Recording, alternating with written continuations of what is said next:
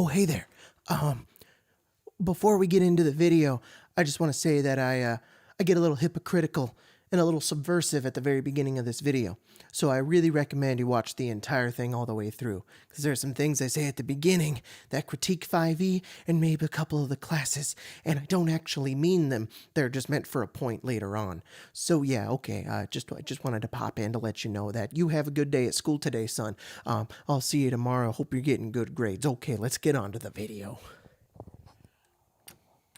For all the memes and complaints that I see about Dungeons & Dragons, the wizard cannot catch a break. While you can complain that Counter Charm is bad, or warlocks only cast Eldritch Blast, wizards are taken to the extreme of they can solve every problem, and that's really annoying. Especially the wizard. And that's a lot of talk for someone within fireball distance. See, I said them. Now there won't be 4,000 comments about it. See what I mean? Wizards are overpowered. Their characteristics are being smart. They have a spell for every situation. And even if you pick one of the many varying schools that are offered up in the class, there's still no reason to not take Fireball or Leomund's Tiny Hut. All of the classes in D&D have this core system where you customize and pick options for your characters. Feats, subclasses, races, invocations. The game is all about choice. But choices don't really matter if there's nothing to discern the choices. If Assassin and Arcane Trickster are identical, then what's the point in choosing? So D&D 5e tries its absolute hardest to make every choice unique and interesting. Bygone are the times of 300 feats, with not a whole lot of differences between those feats. Nigh is the time between Sentinel and Mage Slayer. They're two completely different things. I think this design choice is genius, because making a character in 5e makes you feel like you have limitless choices. There's so many different combinations. You could be a half-orc, draconic sorcerer outlander with the tough feat, or you could be a halfling zealot barbarian who is a soldier and has the polearm mastery feat. Just those descriptions add so many characteristics, and all of those characteristics have an effect and ability in the game. This is why I think people like making 400 backup characters for D&D 5e, because all of the different choices and combinations can be so wildly different that it becomes really, really fun just to make a character. It's also why I think people like Unearthed Arcana so much, along with the new books. There's new content, new choices, and new options, and all this stuff that you can do to make characters and make your game more fun. It is a genius game design and an even more genius business design. Going back to wizards. A wizard is the only thing that breaks this system. Yes, you get to choose your spells, and yes, you get to choose your subclass of magic that you're good at, but wizards are the only classes that can get new spells outside of the leveling system. A Scroll of Dark Vision? 4 hours and 100 gold pieces later, and now that wizard knows dark vision. All that backstory about how your human wizard had to read runes in the darkness and went crazy because of it, but can now see the future and is a divination wizard, is all completely gone because now you can just cast dark vision. Wait a second, you lying on the floor dunce. Isn't that not entirely true? Can't other classes except wizards gain spells outside the leveling system?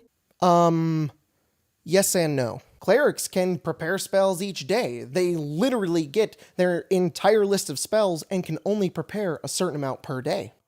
Yeah, so can artificers, paladins, and druids.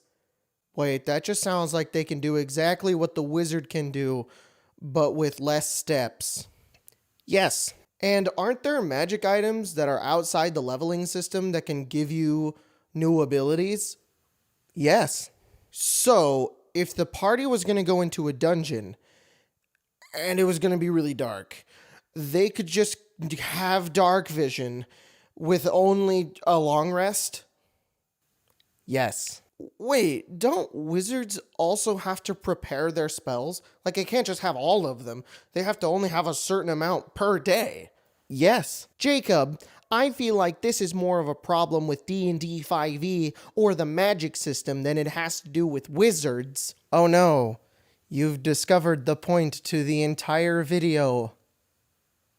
Get to your damn point already. D&D 5e is a system that is made and built to make your players feel really, really awesome. Limitations are lessened, races don't have negatives, feats don't have prerequisites. I mean, some have some prerequisites, but it's not, like, super crazy. Diseases don't really affect adventurers so long as there's a paladin, cleric, druid, or monk in their party. And with the system being so giving, it, on the other side of the coin, makes Dungeon Masters look really evil, mean, and destructive for just giving players negatives or limitations. You ever played a D&D game where you were in an easy or should have been balanced fight, but it was almost a complete TPK, or maybe it was a TPK, because all the players that they could conquer the world because all of their abilities allow them to do so many things, but they weren't necessarily useful because the bad guys just had ways to go counter them? Or have you ever played a D&D game that's on the opposite side of that, where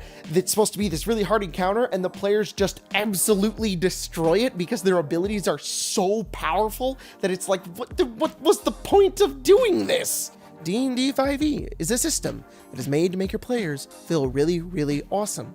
So in turn with this design, which is fine, Magic has this quality of being able to solve almost every problem.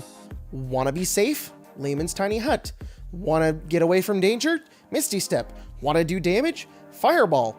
Wanna be safe, out of danger, and do damage? Steel Wind Strike. It just so happens that wizards have this kind of free-form magic system where they can kind of put things in whenever they want, and they don't have to conform to their subclass like all the other classes do. Clerics have their domains, and they get certain spells, but they can't prepare other ones. Druids have their circles. Paladins already just have limited spells. You don't have to be an only evocation wizard if you're an evocation wizard. Coincidentally, this is also why I hate mystics. And this isn't the wizard's fault. It's not even Wizard's fault. The Wizard is a really fun and interesting class to play, and has a lot of options and can make for really fun and exciting adventures. There's nothing wrong with the class. I don't dislike the class. So what do we do about this problem? What's the solution? If wizards are your problem, then just give them less spells. The Dungeon Master is entirely control of what spells they'll get to learn anyways, besides the 2 they get every time they level up. So if you don't want them to have a certain spell, then just don't give them the spell scroll for it. If that's not satisfactory for you, then during session 0, maybe encourage your wizard to conform to their subclass a little bit more. Maybe they only pick evocation spells. Oh wait, that wouldn't work because divination has a grand total of like 5 spells. Oh yeah, I know. Design your D&D games around your players. I feel like I've said this before. Huh.